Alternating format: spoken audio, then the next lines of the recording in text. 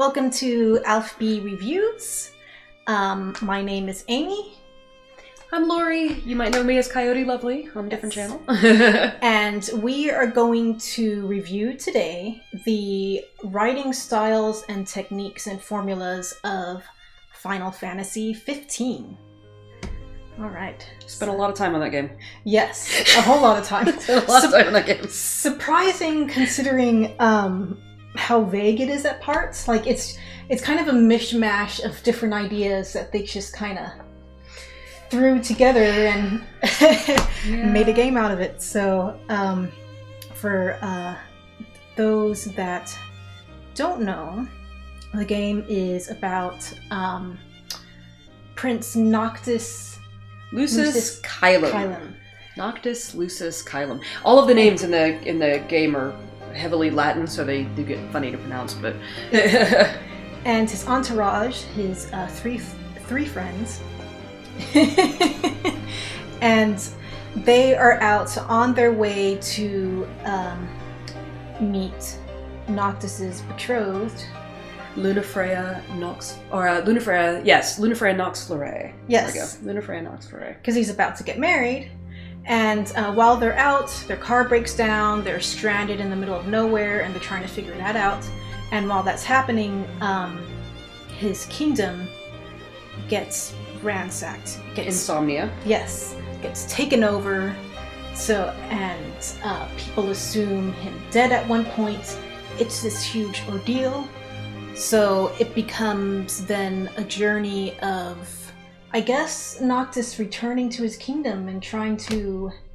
He's got to get the crystal. Yeah. Because they in the attack the Empire takes the crystal that keeps the demons and darkness at bay, and so he needs to get the crystal back, and he needs to get his ring back because Luna's got his ring, and yeah, so it's a lot of MacGuffin finding and heading back to Insomnia. It came out in 2016, I believe. So yeah, should have played it by now. But we were late in the game. Yeah, so. As everybody was. Like there's so many people online that are talking about like, oh yeah, I'm playing Final Fantasy 15, or I just recently played it. Like I don't know what the late adoption rate on this game is, but it's from what I understand, it wasn't very good when it was first released, and with all of the DLCs and everything else, they've improved upon it significantly. The Royal Edition DLC. Yes. By the way, if you did not buy the Royal Edition DLC, yeah, if you've played Final Fantasy 15 before and were not impressed with it when it first came out, definitely do pick up the Royal Edition and play through that. Better gameplay, they fill in a few things with the storyline, and final boss fight's way cooler. Yes, most of the DLCs are quite interesting. So it's got the typical Final Fantasy elements. There's always a crystal somewhere, and that's kind of the central focus of the storyline. Chocobos. Yep. There's chocobos. Yep. So some sort of coming of age sort of thing. Lots of magic. It's it's the usual 15 or Final Fantasy fare. I have a Bachelor's of Science in Technical Communications from Arizona State University. I work as a copy editor right now. I'm an aspiring writer. I like to analyze story bits and bobs, how things come together behind the scenes with the media that I take in. So. She's an excellent writer, guys. To be honest. You're actually published. I am. Well, a little bit. Only a little bit. Yeah, I am actually a published author in very small. Don't go look for my name on in Barnes & Noble or anything. But I also did used to write video game reviews for the Orlando Sentinel. Way back in the day when it was called the Control Freaks. I'm not sure if they're still. I haven't followed what they've done with it since then. We're talking a decade ago. I was just reflecting on that earlier today. I was like, oh god, I'm old. But yeah. So I do love to write. I'm a writer myself. Broadly for things that are not fantasy. It works. Hey, it works, right? You get your name in a byline, you're in a happy place. So, but yeah, so that's what I do. Yeah, and Loriana is also an excellent writer. So we write together. We started playing because Amy had the game, and she bought it. She wanted to see it, and her son wouldn't play it. Yeah, I am not a video gamer. I don't have patience for video games. My video game repertoire is very, very small, but I do enjoy watching other people play video games. And I've heard a lot about 15. It's one of those games to where people either really enjoy it or they really don't. And me being a fan of the Final Fantasy franchise in general, I thought it behooved me to get to know. To get in there. Yeah, to get in there. So I coerced Floriana, who does play video games. She's amazing at video games. To well, compared to me, yes. It was a fun experience. I'm also gonna out Amy here too. She bought me a copy of the game for myself for Christmas, this past Christmas. Yep. And I started playing it again, so I now have 2 playthroughs. I want to say I'm somewhere at the 400-hour mark for this game. So, from the writing perspective, what did you like about 15? God, where to start? You know, I actually think that there's a lot of pieces that were really, really beautiful. I think I'm going to pick on what is arguably our favorite scene. That would be the scene. It's like 2 or 3 minutes long in the middle of the game when Noctis and Prompto, who's his best friend, they have a heart-to-heart. Yes. And Prompto, he's like the comic relief of the 4. He does all these silly things. He says silly lines. Selfies. Yes, he's the goofball of the group. And so he sits down with Noctis on top of the building one day, one evening, and he chats about his vulnerabilities with Noct. How he feels like he doesn't quite measure up to the rest of the group. How Gladio is just, he's so cool around people, and he's so strong and just a natural charismatic. And then there's Ignis, who is really smart, and he's really good at cooking, and he has, he offers great advice. Like, those elements that they bring to the group that Prompto just feels like he falls short on, and how he isn't always such a silly goofball that it's really just sort of a means to cover up how insecure he actually does feel all of the time. So, and part of what I love about it is because of Noctis, right? Like, because Noct really looks to Prompto to be like his friend, because he's not a royal retainer. He's not like Ignis was, like, you know, basically hired on as a royal retainer, and Gladio is the shield of the king. Yep. You know, like, Prompto's Noct's best friend. Yeah, he's like, there because he's a friend, not because he has to be or hired to be. It's not some family like passed down, or anything like that. So he decided to, like, step up and get in there and be, and a lot of, like, the commentary outside of the game talks about how Regis really liked that. Regis is Noct's old man. Regis really liked that Prompto was just a friend to Noctis, that Noctis didn't have that because he's the prince, right? So, who are your peers when you're a prince? Exactly. So, so he really, he liked that, and I think Noct really appreciated that too. Just having somebody to be, the friend dude. Yeah. So with the scene, it was nice because it showed different layers to the characters, that they didn't just follow tropes and they stuck with those tropes throughout. Because in the beginning, it does seem to get a little tropey with, like, Ignis being the smart one and Gladio being the strong one, and Prompto the goofy one, and then Noct just like being the tsundere cool or something like that. One. Yes. Yes.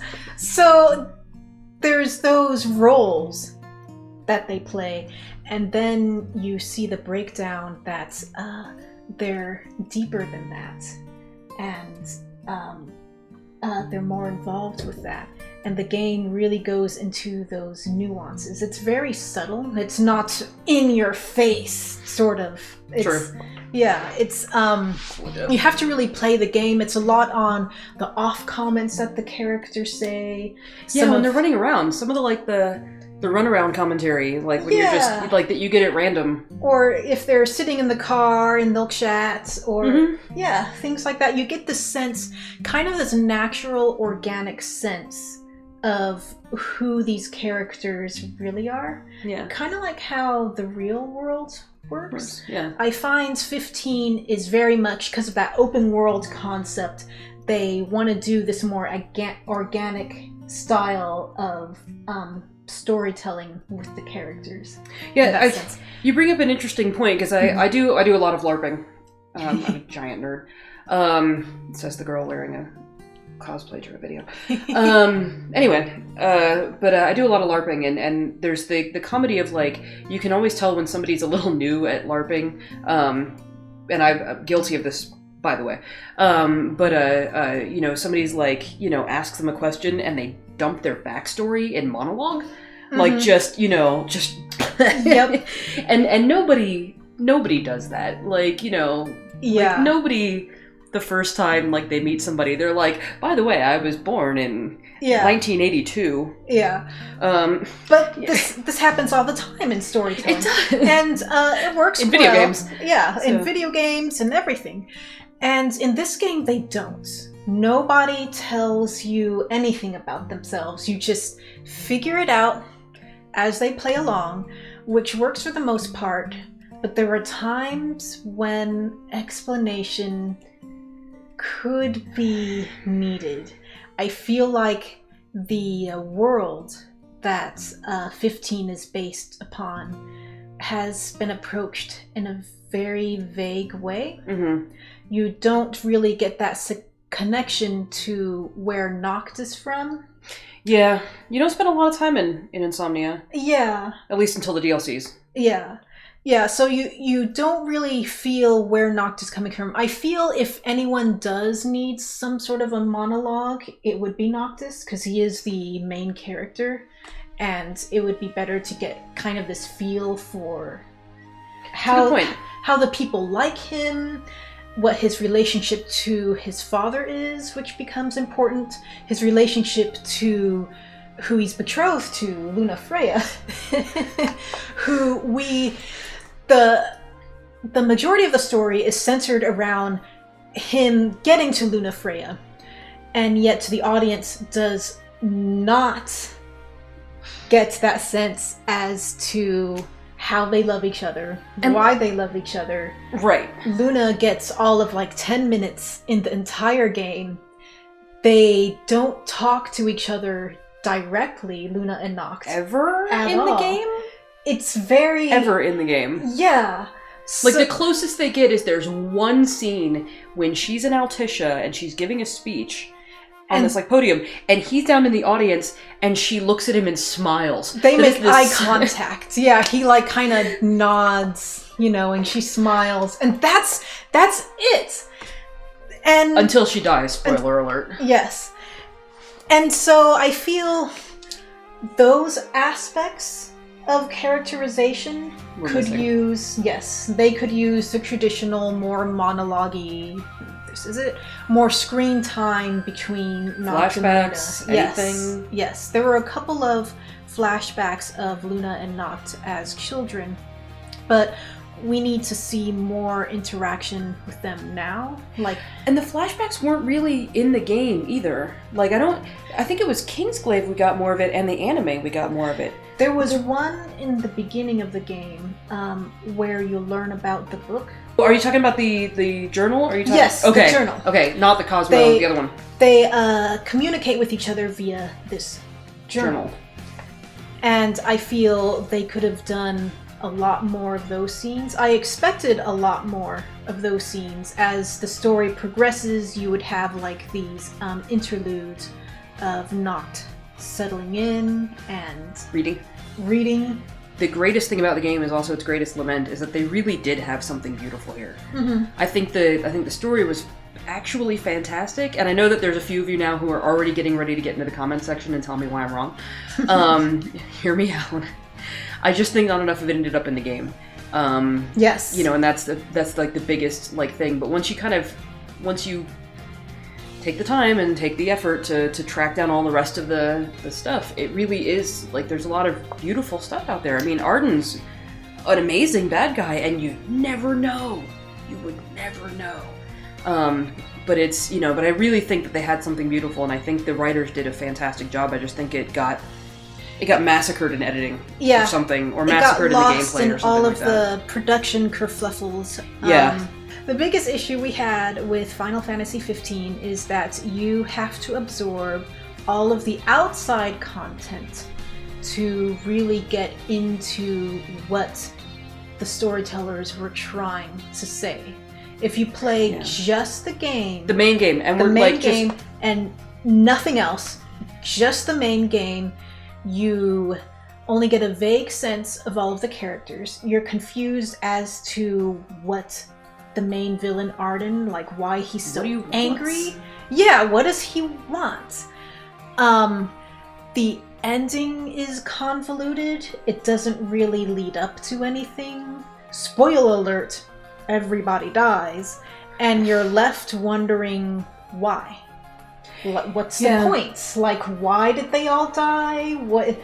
And if you didn't watch Kingsglaive, if you as Amy's saying, if you only played the game and you didn't watch Kingsglaive, Ardyn comes out of nowhere, and he's supposed to be threatening, but he's really not. Yeah. When you first meet him in the game, he's just like the weird uncle. He's the weird uncle. Yeah. Who all of a sudden at the very weird end, hobo uncle. It's weird hobo uncle. But who like, at the very end just wants to kill everybody, and he manages to succeed.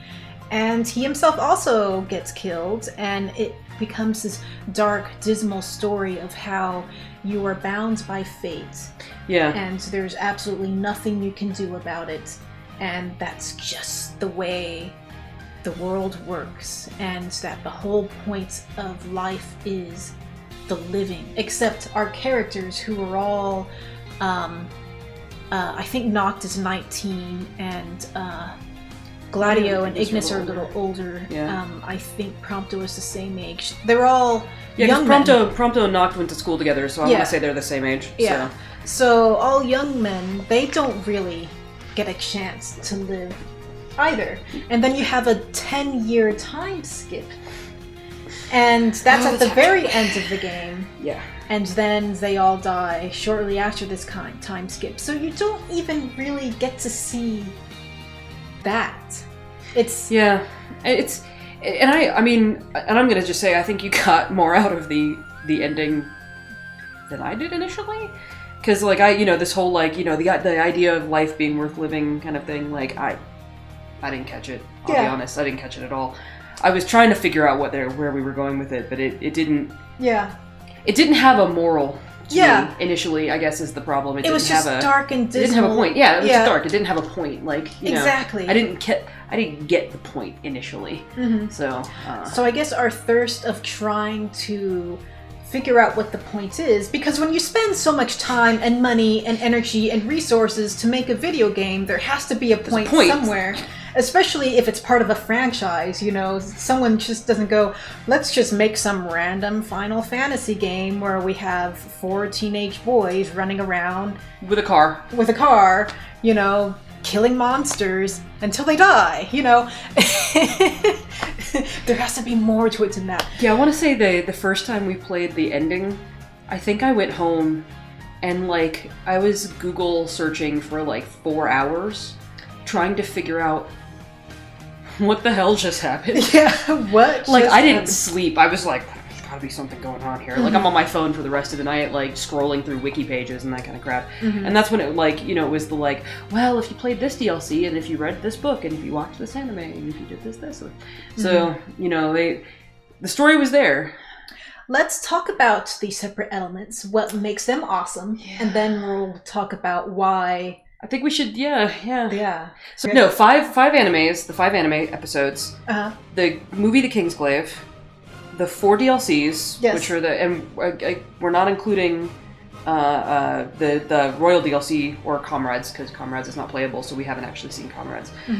So it's Gladio, Ignis, Prompto, Ardyn are the ones we're talking about predominantly, because they're story driven. Yep. And then there's a novel, by the way, that comprises the 4 of the DLCs that were to be released. Ardyn did get released; it's in the novel, and then they would have had Noctis, Lunafreya, and Aranea. Yes. In the novel. So we would have had 7 DLCs for story. 3 never got made. They got turned into a novel. 5 animes, and a movie. Yep. All of this outside content. Let's see, let's go through the movie first. The reason why the movie, from a storytelling aspect, is important for Final Fantasy XV because it tells you what was going on in Insomnia while Noct and his friends are out. We're pushing the car down the road. Exactly. It tells you who the main villains are. Like who the major players. Yeah, because I don't think you don't get any of the Emperor or anything otherwise. Yeah, Niflheim or anything like that. Yeah. You absolutely don't in the main game. You don't get any sense of who the enemies are except for the Magitech who attacked you. Constantly. Do you even see the Emperor at all in the main game? Towards the end, chapter 13, when you're going through the experiment room and he turns into a monster. But otherwise, I don't think you see him as himself. Yeah, you don't actually get the Emperor Idolus. So there's this Emperor. If you've only played the game, you wouldn't know that. Yeah. He was the monster that you couldn't kill. Yep. In the giant ass Nith in the base. main game. Yep. So yeah, watch the movie, and I would suggest before you play the video game, watch Kingsglaive the movie, because it gives you the proper backstory, the foundation, the setup to play the main game. Because the game pretty much picks up where Kingsglaive the movie leaves off. Only a bit though, because there's a chapter or 2 that happened before Kingsglaive happens. Because the attack actually happens in game. True. Yeah, the very beginning, but the beginning of the story of the game is you fade into them pushing the car. The guys. Yes. Yeah. So that's what I'm thinking about when I'm thinking about the beginning of the game. But I just think Kingsglaive actually happens in chapter 3. I still think though that it's important to. No. I agree with you. With you. I just think it's. I just wanted to make that point clear that the events of Kingsglaive happen within the story. You just don't see them. Yes. But you do get a news article, and then they have a couple of clips from the movie that show up in the game. So, but yeah. So yeah, that's Kingsglaive. The 5 animes. They Brotherhood. They each focus on the main characters of the story. So they're about 5-10 minute long. Yeah, I don't think they get more than 15. Yeah. And that's max, I think. They're not big. There's one about Noctis, there's one about Prompto, there's one about Gladio, and there's one about Ignis, and I think there's also one about Ardyn. I think Ardyn's 5. Yes. Yeah. Yes. So what these do is they demonstrate the relationship of each character to Noctis. They give you the background of these characters. Why are they traveling together? Why do they care about one another? You also figure out why Noctis was in Tenebrae. Exactly. These are also things that you don't find at all in the game. You're just thrown into these 4 guys who are already close, just trying to get through the day. You don't know why. You don't. Got hammered. Exactly. So, when would you say viewers should watch the? You know what? I'd almost do all the viewing before you play the game. Because I think you're right. I definitely think you're right about Kingsglaive. I'm being nitpicky when I say that it actually happens early in the game and not before the game. But but I do think that everything is I think you get a sense for the guys. You get a sense for their relationships. Yeah. And I think that's important coming in. Yeah. I think because their relationship is the backbone of the entire game. So it absolutely is. Yep. Getting some of that is I think important. So yeah, I would say watch it ahead of time. It's on YouTube, by the way, and it's free. So you're not going to be out anything for that one. So yeah, Kingsglaive the movie and the animes. Then play the main game. Throughout the main game, there will be times when each character removes themselves from the plot for a little bit. And those are the times when you should be playing the DLCs, because they either explain what they've been doing or it gives further insight into the story. We'll start with episode Gladiolus first. Oh, you're gonna pick that one, huh? So I figured we'll just go and get it out of the way. Let's get it out of the way, yeah. So in the main game, Gladio, he excuses himself from the adventures for a while. He doesn't give anyone an explanation why. He just pieces out. Yeah, he's like, I have things I have to do. I'll be back later. And then when he comes back, he doesn't explain what he's been doing. He just got a new big old scar across his forehead. Exactly, like he's changed, but no one ever asks why. And that's really weird. And from a storytelling standpoint, I feel it's weak, misplaced, disjointed writing. Yeah, it didn't. Yeah, but then it didn't do anything. Yes. Then you play the DLC, and you discover that Gladio, he has misgivings about being lost to Ravus. Yes, he wants to be an effective shield to the king. He feels that he isn't, so he wants to prove himself. And so he goes out on this journey of self-growth to where he levels his sword skills, his bodyguard skills, what have you. And against the sword master. Yes. Or something like that. Blade master, something like that. Something like that. And it gets scarred along the way, and then he comes back, and everything's cool. He feels better about himself, that he can be an effective bodyguard to Noctis, and the story moves on. I feel of all of the DLCs, it was the least interesting. It was very linear. You had a very set things to do. It went a little bit into Gladio's backstory, but not really. And it had very little to do with the main plot, which is both a good thing and a bad thing that we'll get into later as far as incorporating DLCs into the main storyline of video games. Yeah, I'll even say that I never picked up the, like they did not do a phenomenal job selling Gladio being upset by losing to Ravus in the moment. I didn't... because I was like, really? Where did he go? And, it's, and he's talking about, I lost to Ravus, and I'm all upset about it. And I'm like, where was that in the main game? I remember he kind of half got his, I felt it was a rush DLC. I felt it was almost gimmicky, kind of there just to be there. And you know what? He's the only one who's got a family member in the game. Yes. You couldn't do something with Iris? Come on, guys. Exactly. You could have easily... You couldn't have tied Iris to some, railroad tracks or something and had Gladio go save her? That would at least been... There's some relationship hooks there, too, because Iris, she likes Noctis, and she does not hide the fact that she likes Noctis. Gladio has not picked flowers for her. Yes. So, why couldn't they explore that in the DLC more? Instead of just this, I'm going to be a better bodyguard than I already am, and no one really doubted his abilities to begin with. And should he have doubted himself? Yeah. That's not Gladio-esque, in my opinion. I never got that impression at all. Maybe if he had shown more insecurities in the beginning of the game toward that, and then we had this DLC where he goes through this self-discovery and strengthens his resolves, and then came back a better fighter, then that would fit more. But instead, he just... all of a sudden, he decides he wants to do some sword training.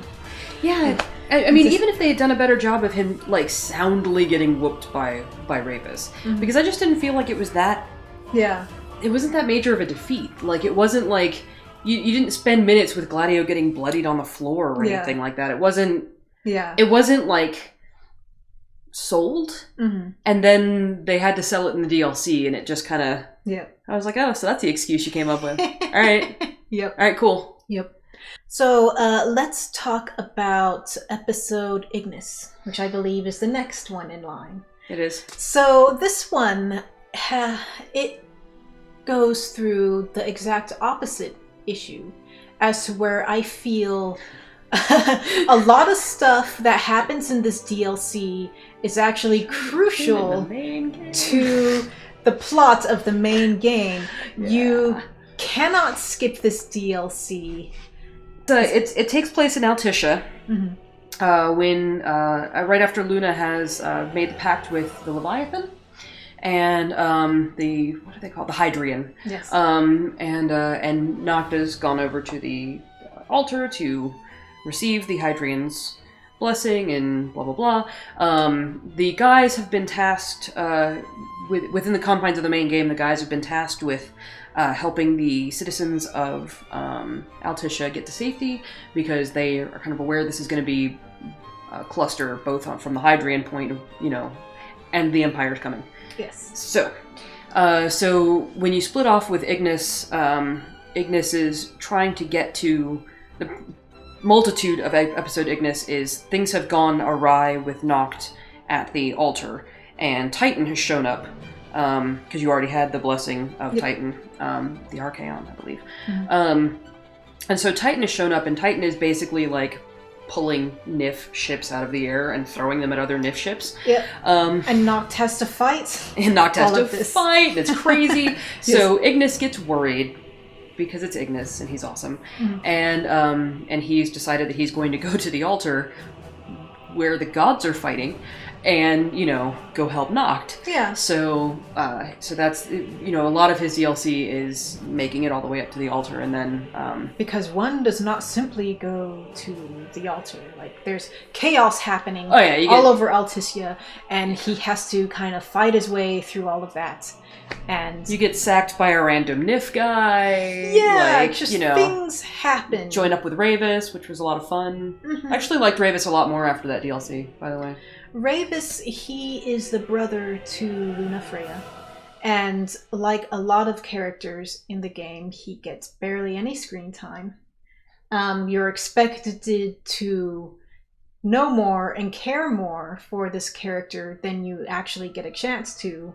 But you do in the DLC. And in Kingsglaive, he shows up in Kingsglaive. You get a little bit of him in Kingsglaive, but... You get the impression that he's an antagonist, but then you learn in this Ignis DLC that he's worried about his sister. Yeah, he's trying to deal with what he's been handed, and so there's the insinuation made in this DLC, and I'm gonna just out it pretty much nowhere else.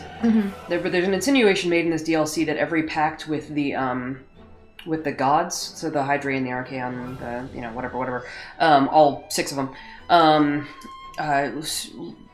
takes a piece of Lunafreya's life. Yes. And so she'll end up dying once all of the pacts have been made, and Ravis has a problem with that for kind of obvious reasons, I think. I mean, she's his sister. And I believe they also state in this DLC that, like, they lost their mother or something like that, and so he's kind of in a, like, I'm not losing any more family for this shenanigans, and he tenuously blames the Lucians for the loss of his mother, so, but again, it doesn't come up anywhere else. You don't really get that story anywhere else, so, but yeah, so, I feel like he was absolutely an antagonist in Kingsglaive, like, unmitigated antagonist in Kingsglaive. And if you play through the whole game, which we did, without playing the DLCs, he turns a corner off screen. Yeah, something happens to him off screen. Yeah. You're not sure what, just all of a sudden he's leaving you nice notes in Niflheim. He becomes demon at one point. You find him dead at one point randomly. So all these weird things happen off screen, and you don't get any explanation for it in the main game, and so you're left confused. Who is this guy? Why is he acting this way? Yeah. That sort of thing. So when did he decide he was on your side? Yes. So episode Ignis is very important in explaining those plot holes. They give you a better understanding as to the actions of some of the characters, the stakes that Luna is under. Mm-hmm. I'd also say, same thing happens to Ignis that happens to Gladio. Yes. You come out of that DLC and Ignis is blind. Mm-hmm. Yeah. And they never say... That's another thing. In the main game, there's a point where after the Alticia fight, Ignis is blind. And no one gives an explanation as to why. All the characters just pissy. Yeah, they just know, and everyone's angry. If you play the DLC, you learn what happened to Ignis and why everyone is angry about it. Yeah. So, let's talk about episode Prompto now. So, would you say it is more skippable, less skippable? I actually think it is probably one of the most... I actually think you really need that one. Yeah. I think you really need episode Prompto. I also think it was probably the best in terms of... With Ignis being a close second, the best in terms of how the character leaves and how the character is returned to the game. Because Gladio's, like we said earlier, just... It's just there. Yeah, he pieces out, he comes back, and that's it. That's it. But both Ignis and Prompto had, proper story departures and proper story re-entries. Episode Prompto, there is a point in the main game when... Ardyn. Yeah. Noctis, he is battling Ardyn on a train. Mm-hmm. Or because, of course, you have to fight on top of trains, right? Yes. We just watched, Captain America last night. This is apparently a thing. Yep. You fight on top of a train. Yep. Standard action trope. A train, moving car. If things around you are moving, that makes your movement or the lack of movement seem more exciting. Yeah. So, so they're fighting on this train. Noct thinks he is battling Ardyn, and he manages to shove, kick, push. He manages to yeet Ardyn off of the train. He's Prompto. Yes. He thinks it's Ardyn. He thinks it's Ardyn, but it is actually Prompto. And so Prompto is missing from the main storyline for some time. You end up having to find him and rescue him from later the Nifs. on. Yes. From the Nifs. So, this DLC explains what happened to Prompto during that time. He's gone for a while. Yes. He's gone for a hot minute. So it covers a big chunk of story. What makes this more poignant from a characterization perspective is we know at this point Prompto's insecurities, his relationship to the rest of the group. Provided you camped at that hotel. And chose the right options that they would have that talk. So, he has these security issues, and his best friend just punted him off a train. So he is struggling with this idea that somehow Noctis has decided he hates him enough to do this. Because Prompto doesn't know that Ardyn was tricking Noctis. So, as far as Prompto knows, this was a very intentional act. That said, I have one gripe about that. I'm going to go ahead and say it. Yep. Do not give your supervillains a superpower that happens once in a game. Yeah. 3 times minimum, please. It's kind of an OP superpower as well. So, on the flip side, a superpower like being able to disguise yourself as someone else shouldn't be overdone, because then it becomes lazy writing, and it just MacGuffin to me. It was oh look, suddenly he can do this thing that we didn't know about before, and only comes up again in another DLC. Mm-hmm. Did it come up in Kingsglaive as well? I don't remember. I don't recall it coming up in Kingsglaive, but I think we need to rewatch that at some point. Yeah. The comment section is speaking to us. Somebody knows out there. Yep. But it came up in Ardyn's DLC that he could do it again. So it did show up in the Ardyn DLC. I just think it needed to there needed to be some allusion to it earlier in the game. Then right then and there. It just kind of felt to me like convenience. Yeah. And I hate that. I hate convenience. Like, oh yeah, let's just... By the way, he can totally do this thing he's never done before. So I hate that. That bothers me on a visceral level. Anyway, so that's my gripe about that. Anyway, moving on. So, in the actual DLC, Prompto, he's in the middle of nowhere. There's ice and snow everywhere. He wanders his way to a lab. And in this lab, you learn a great deal about... Versatile Besithia. Yeah, where Prompto came from. And heavy spoiler alert here. We're going to be talking about... I think the whole movie is spoiler. Whole this whole video. Spoilers, just spoiler everywhere. Spoilers. We're handing them out like candy. We're about the spoilers. So you learn that Prompto is a clone. And he was taken away. He was stolen. He was stolen. He was stolen by Lucians.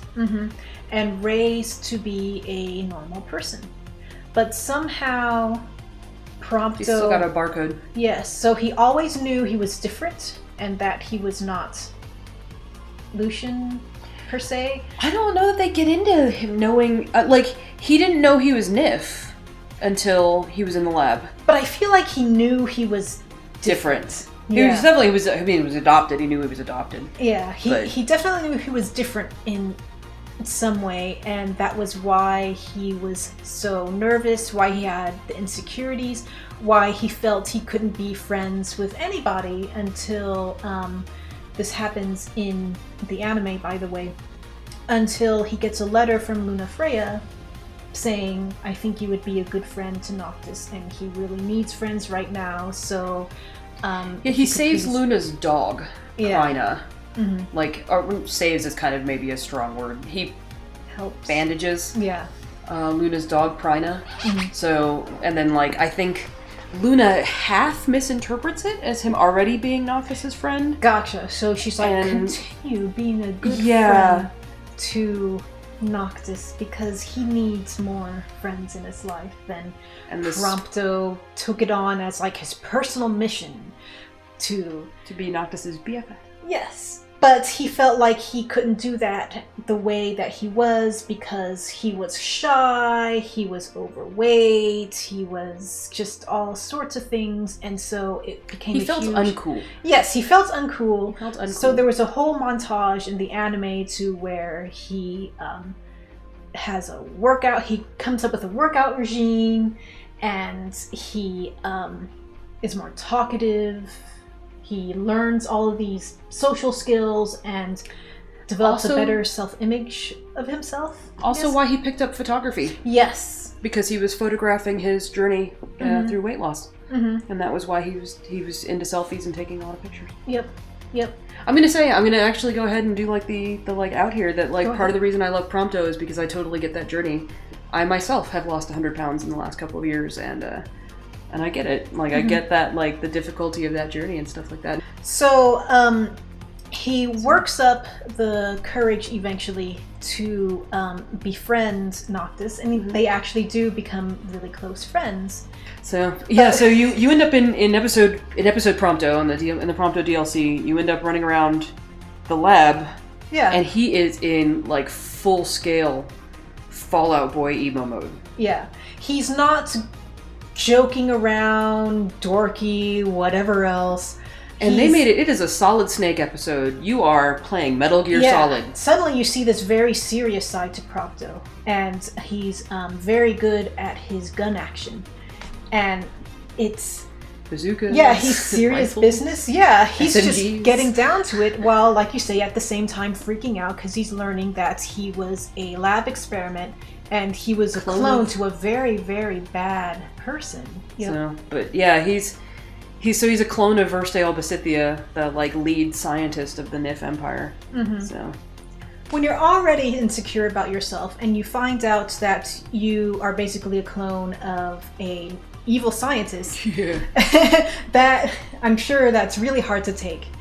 And so he's going through this lab, and he gets help from Aranea, who is a really cool demon hunter and one of the few female characters in the game. So, and I think she kind of helps him, I guess, snap out of the funk that you can see him spiraling in mentally.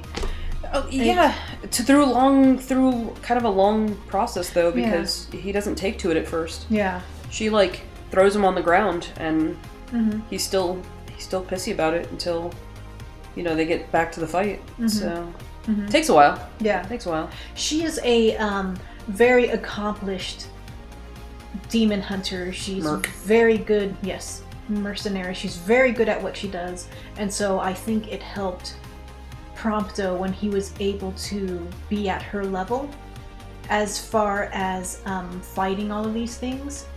I think that helped him a lot.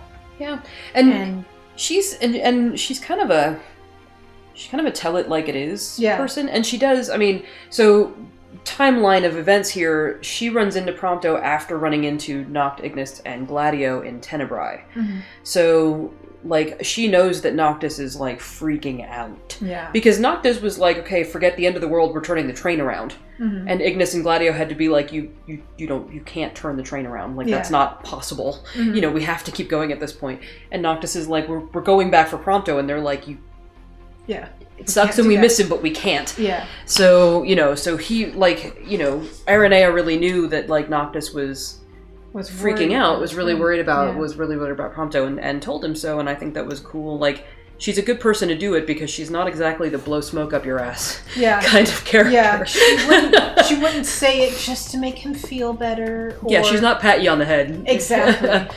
Yeah. So, you know, so I think it was an interesting choice to bring Aranea into it. So, as far as a characterization aspect, I feel that episode Prompto was the strongest, because you do see this evolution in Prompto's way of thinking about himself and how he approaches the situation. I feel he goes through a bit of personal growth, which makes, when you go back to the main game and the characters finally do rescue Prompto, he's still upset about the whole train thing. And there is a scene where they briefly go through that later, but not as upset, I think, as he would have been normally had those events not transpired. Now, we did talk about the first time we played episode Prompto, and I think I still like this idea better. We did talk about what we would have done differently the first time we played episode Prompto, and I think that we can agree, or hopefully you still agree with me. We'll see about that. That it would have been interesting, as opposed to he's always been a NIF Magitech clone, if they started to turn him while he was in episode Prompto, like if they started to convert him. Yeah. Because we talked about that. Now, like, this is one of those, I think we've learned a lot about the game since then, and a lot about the story since then, and maybe I would leave it alone now, but I still like the idea of him, I like the story of him being unsure, befriending Noctis, going through this whole thing, getting kicked off the train, and then being turned into a bad guy. At least partially, right? You know, like being turned into a Magitech soldier, and then having to come back to the group and tell them that he has been put through this process of becoming a Magitech soldier. I think that would have been more emotionally impactful, as opposed to, I was born a Magitech soldier and I've always been a Magitech soldier, and you guys have always accepted me, but now I know that I'm a Magitech soldier, and I'm wondering if you're going to be pissed off about it. You know, like, I think the emotional weight could have been a little bit different if they had converted him, like if Ardyn had started to turn him, if Versailles Albus at the end started to turn him as a part of episode Prompto, as opposed to him having always been a Magitech soldier. So part of my point of contention was the same thing as my problem with Ardyn having sudden magical, like, illusion powers, was that, like, it seemed to come out of nowhere. And my second playthrough, I was looking for clues more than I was the first playthrough, because we didn't know it was coming in the first playthrough. Neither one of us are spoiler hunters, so we were playing the game kind of clean. But I did notice that in the second playthrough, the only real clue that you get that something's up is that Aranea says something to Prompto fairly early on in their meeting in the main game, where she says, "You look familiar," and kind of like, I mean, like, it's a written line. It's not a random comment. It's a written line somewhere in their dialogue. Yeah. In the dungeon that they all do together. I believe when Gladio's missing. So, I believe we both agree that we feel this DLC should have been the prologue to the actual main game. Okay, and I feel the need to justify this a hair, because I know that, like, there's people who I can already hear the comment section going. So I want to justify this a bit. If you had this as a prologue to the game, that first meeting in Golden Key would have been tense AF. It would have. Yep. It would have been tense AF. Instead of you sitting there going, "Who the hell is this guy?" Mm-hmm. Again, on the assumption that you've only played the game, that you haven't seen anything else. If that was the prologue, it would have been a tense meeting in Golden Key. Yep, and that entire time that Ardyn was there with the guys, it would have just been the super tense. Yeah, you would have been on the edge of your seat the entire time. Yeah, it would have been way more effective. Yeah, and explains a whole lot.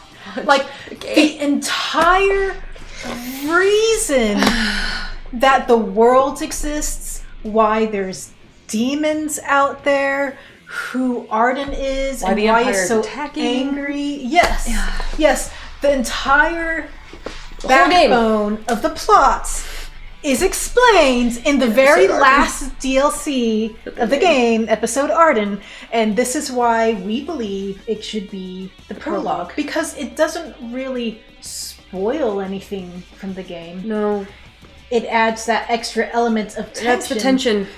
And you have that background knowledge without going super monologue-y. Yeah. Not too exposition-y on it. Yeah.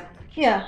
And I know, I feel in my heart of hearts that they were trying to have this Luke, I am your father moment, an Empire Strikes Back moment in when he's like, "My name is Ardyn Lucis Kylum."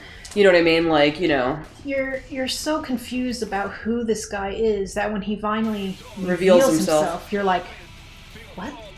Yeah, and there was a half of a storyline there that got dropped somewhere along the way, where he's like, he makes a comment about, "You'll never believe where the name Izunia came from," because he introduces himself initially as Ardyn Izunia. Mm-hmm. And I feel like they were gonna go somewhere with that, and then just never did. But yeah, if they had... So prologue to the game, it would have just been... I think that change by itself would have changed the entire everything. Game. Yes. And I think you would not have had a single person complaining about the storyline of the game. I agree. With that one change, if they had made that one DLC the prologue to the game. I agree.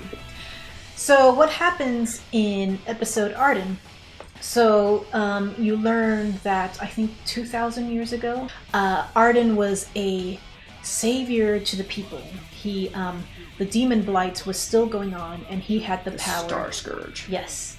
He had the power to cure people. Pull it out of him. Yes. Pulled it out of him and into himself. Yes.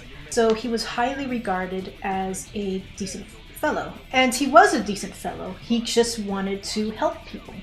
And he was in love with Era Nox Fleury, the very first Oracle. Mm-hmm. The ancestor to Luna Freya. Mm-hmm. Yeah.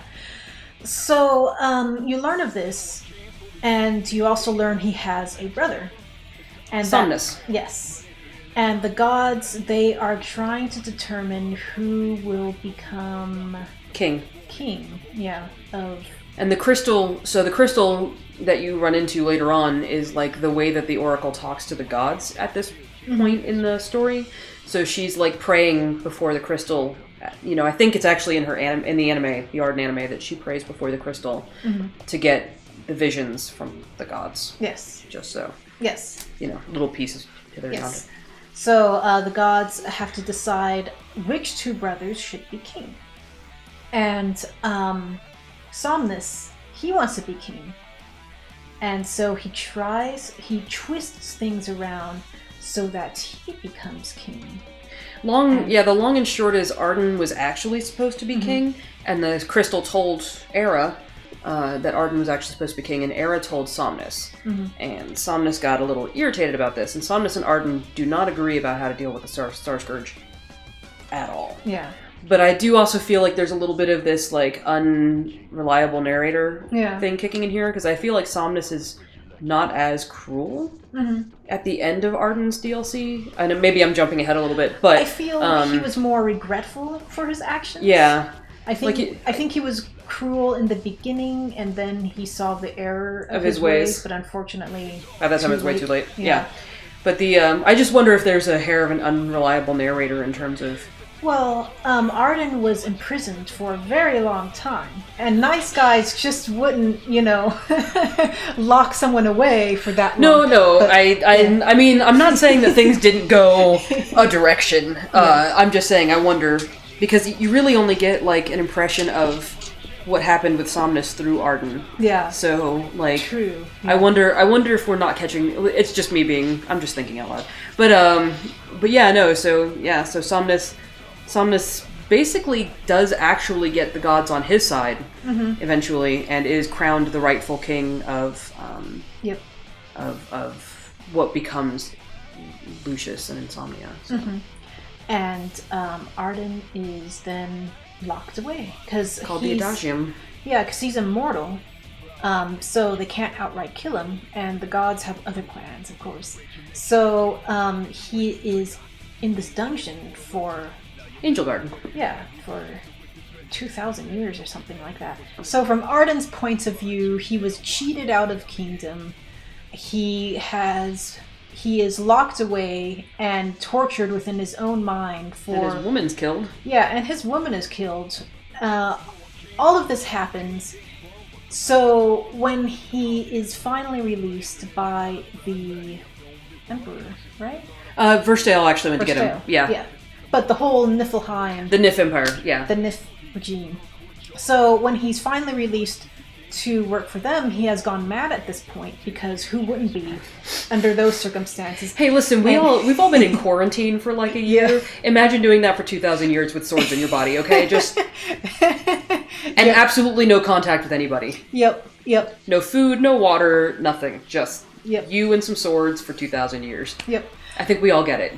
Is all I'm saying. So, of course, Ardyn, he has a grudge. He is angry. He wants to take revenge on the entire Somnus line, which includes Noctis, because he's the last of that line. The true king. Exactly. So he wants to take vengeance on that, and that is the premise, pretty much, for Episode Ardyn. The entire game. Episode Ardyn and the game. So, yeah, like, there's a lot in Episode Ardyn that really would have been a phenomenal prologue to the game itself. Imagine being introduced to the game with that, on top of the awesome gameplay, and then after you finish, you open with Noctis, who you would know is the latest kid. Exactly. Yeah.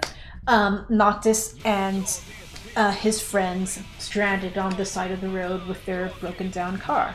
So imagine being the main character, playing Noctis, knowing that the antagonist has this huge hate-on for you, and knowing why he does, but you're still playing this character. Who does not know. Yeah, who has no idea. You do, but he doesn't.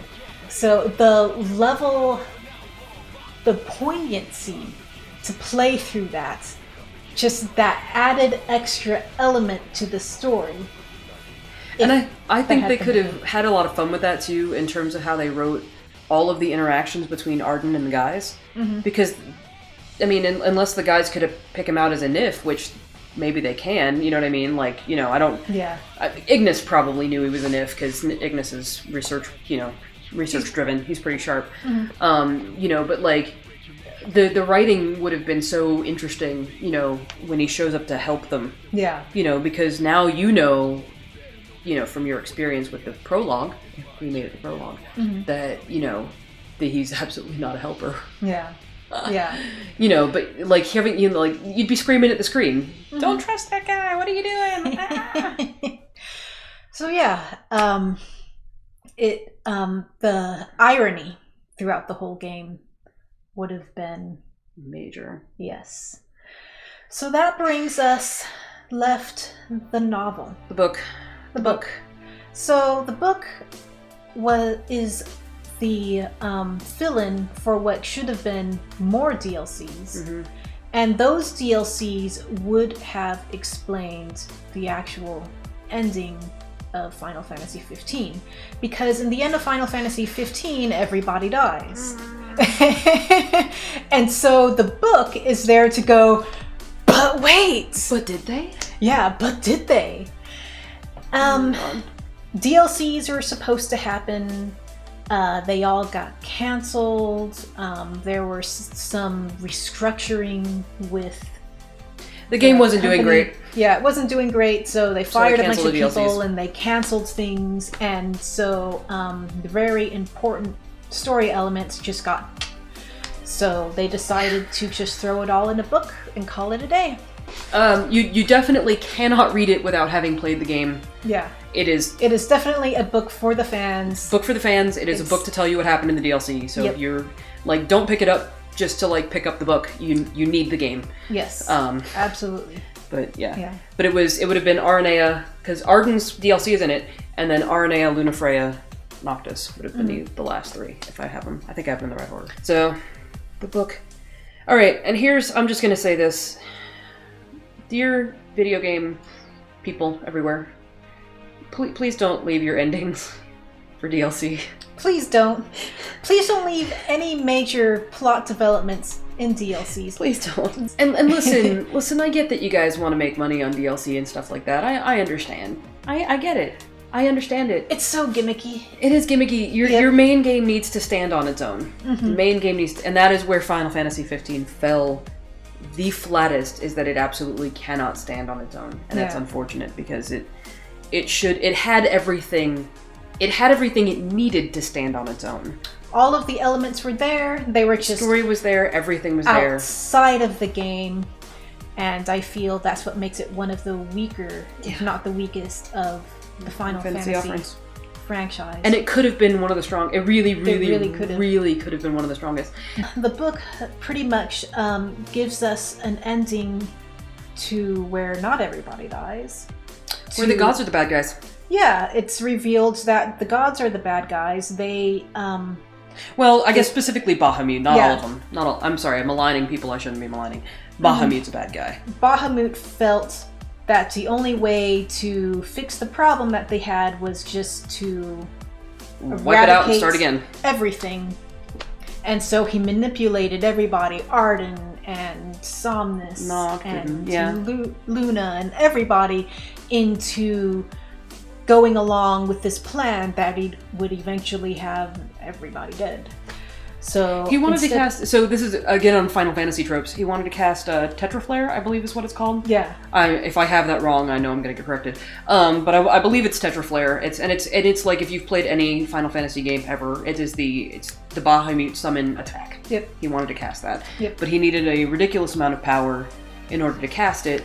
And so he was going to gather it off of the demon energy from Ardyn and what you find out to be Luna, who gets Ardyn's powers in her DLC. Mm-hmm. So in the book, everyone catches on to this, and they all band together to stop Bahamut. And it's pretty crazy, but also kind of cool. Yeah, and they save the day. Ardyn is sacrificed, as he is always meant to. But I think he was okay with it this time. Yeah. Everyone lives. The Lucius line moves on, and I feel like he got to help take. Like, I feel like him taking out Bahamut. Like, I think he was like, you know what? This is where my anger needs to go. Considering his entire life was manipulated by the gods, it's kind of that nice catharsis for him. It's because he has defied their wishes. But no, yeah, I think, like, it was a cool ending, and it would have been a cool ending to the game, and I think that making the gods bad guys was tremendously interesting. Or making, again, I'm saying the gods, I mean Bahamut. Making a Bahamut a bad guy was tremendously interesting. It gives satisfaction and closure to the audience. Yeah. It gives a reason, like why the plot exists, a resolution. it insinuates that the ending that we do see at the end of the game was just a dream. Yeah, so in the episode Noctis part of the book, you get this like you get the sense that he's going through like 10 years of like permutations of what could happen when he goes to the Citadel. And so you kind of get this sense that maybe the ending that you saw in the game itself was one of those permutations. Yeah. You know, that he went to the Citadel, like the Insomnia Citadel with his friends, and that this was one of the ways it could end. Mm-hmm. You know, and so like Bahamut's running him through all of these simulations in the crystal so that no matter what happens, he's got an answer for how to win the day. Yeah. You know. Yeah. So you get that sense in the DLC. Mm-hmm. Which was, I mean, I guess there's a cliche there for it was a dream, woo, but the game it is called Insomnia. The quest is called The Cure for Insomnia. It's kind of out, like the whole Somnus Noctis. Like even the art, the title art has the dream. Yes, they're sleeping. Yeah. So everything is centered around sleeping and dreaming. Yeah. And so it is kind of like you can go the cliche of they were dreaming. But it was kind of in your face the whole time. It was the theme of the game, and it's kind of there. And so it would have tied in nicely had it actually made it onto the game. But I've been talking about Final Fantasy a lot on my Facebook page, and you know, universally the people who are talking about it back to me are saying things like it was a really weak story, it was a really weak story, it was a really weak story. Like that's the you know, and I honestly could not disagree more. I think it has one of the strongest stories in Final Fantasy, like hands down. It just didn't make it into the game. And I think that is its actual weakness, is that you have to go find it. You have to go find the story, and that's a really big problem. Yeah. You shouldn't have to. So if you are willing to commit to buying the whole package, and it's not as expensive as it was because the game has been out for a while, and so prices have dropped. So get the Royal Edition. Yep. Get the Royal. Don't get the day one. Get the Royal Edition. Mm-hmm. Get all the DLC. Play Ardyn as a prologue. Play Ardyn first, and then start playing the main game and go from there. So if you're a Final Fantasy fan, we do highly recommend. It is good. Absorb all of 15. It is good in its entirety, and we hope that 16 does not fall under the same route that 15 did. Let's hope that if they release DLCs for 16, that they are not integral to understanding the story.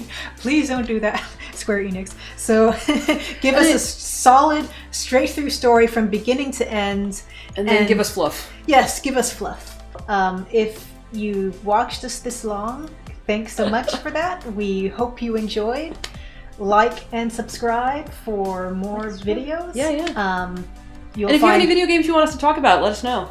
Yeah, let us know. You'll find links in the description to Loriana's channel, and she does Let's Play videos for Minecraft. She's got sewing videos out there. She's got all sorts of cool little stuff. I basically just do whatever I want. Yep. I don't. Yeah, I'm kind of, and it's low budget, kids. Like, just FYI. Well, we're talking about doing a cooking video. I love to cook these days. This goes with the whole Prompto conversation earlier. But we're talking about a cooking video because video game cooking. We're gonna. And our next one's gonna be from Final Fantasy 15, guys. Yep. What is it gonna be? The perfect cup noodle. The perfect cup noodle. So yes, check out Loriana's stuff. There are even a few videos of me playing Minecraft with her. Yeah, so we had a good time. Check those out. And she'll be in the next cooking video because Ignis has to, you know. Yeah, he's. I got it. Come up with a new recipe. Any recommendations for future videos? If you have anything to say about this video or what you feel we should talk about next as far as storytelling and video games go, definitely do give your input below. Hit us up. Yeah. We'll see you next time.